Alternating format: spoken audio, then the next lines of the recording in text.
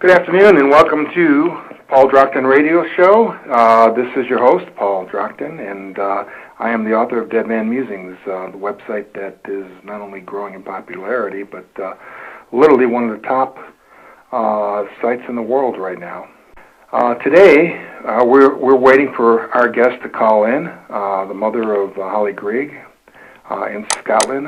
This is probably the most atrocious, egregious case of satanic ritual abuse and child molestation that you're ever going to be exposed to. And literally, it's an outrage that the media in England, Great Britain, is spiking the story and not permitting it to go on the into the news. And if you'd like to call in, the number is 347-838-8452, 347-838-8452.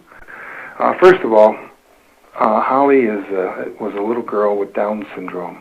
And for those of you that don't know what Down syndrome is, it's an affliction, a genetic affliction, but there's physical characteristics that are there that are used to classify the genetic disorder. And the bottom line is this, my friends, is that I believe that those that are mentally retarded are probably some of the greatest intelligences we have on this earth.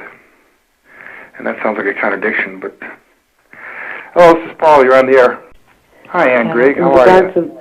I'm fine, thank you. And I want you to introduce yourself and tell our audience, just give us kind of like a brief summary of what's going on over there, okay? Well, 10 years ago I found out that my daughter had been sexually abused by her father, and over a period of months, from the May till the August, she told me about other people that had abused her as well. And I went to the Grand Prix police in the May, and my husband was interviewed, but nothing was done about it.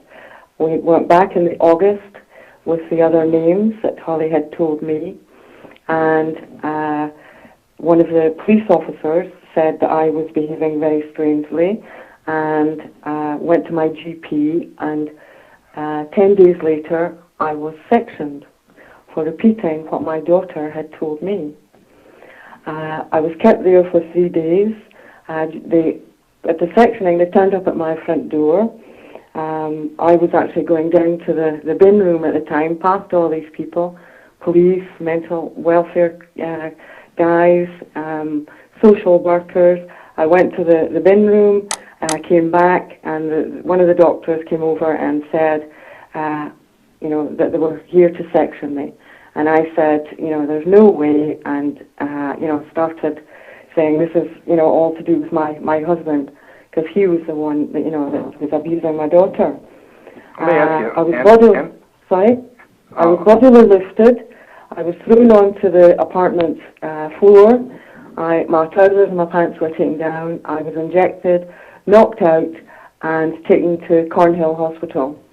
They went in, took my daughter, put her into care. She was 20 years old at that point, and during that time they took her to see her father, who was the man that she had accused of being the first perpetrator. I was kept there for 3 days. I got lawyers in. I phoned a helpline, and they told me that if I didn't agree to what they said, that I could be sectioned under Section 28, and then kept again under Section 18, which was a 6-month detention. Let me interject here real quick, just so I'm gonna summarize for our listeners real quick what you just told me, okay? Or what you just told me. So it sounds like basically, how old was Holly when this abuse started? 6 years old. So this is just atrocious. It's egregious, and it's an outrage beyond description. I can't even express my anger right now towards this situation and towards the perpetrators. So we're talking about abuse that started when she was 6 years old. And then when did you become aware of this? I became aware of it. I fled my home in the May of 2000 because my husband was physically abusing myself. And I fled and went into a hostel in Aberdeen. And after 2 weeks in the hostel, I was trying to reassure Holly that everything would be all right, that we would get a little house by ourselves, and that there would be no more fighting. And, she said, we've got to get the dogs. She had 2 little Bichon Frises. Mm-hmm. And I said, well, we'll get your dogs. She said, but he'll kill them. And I said, no, he won't. It's Mummy he doesn't like, No, he'll kill me too, And your dog died last night, didn't he? Yes. You lost your animal. I have a dog. Right. And do you think this is connected to everything else that's going on?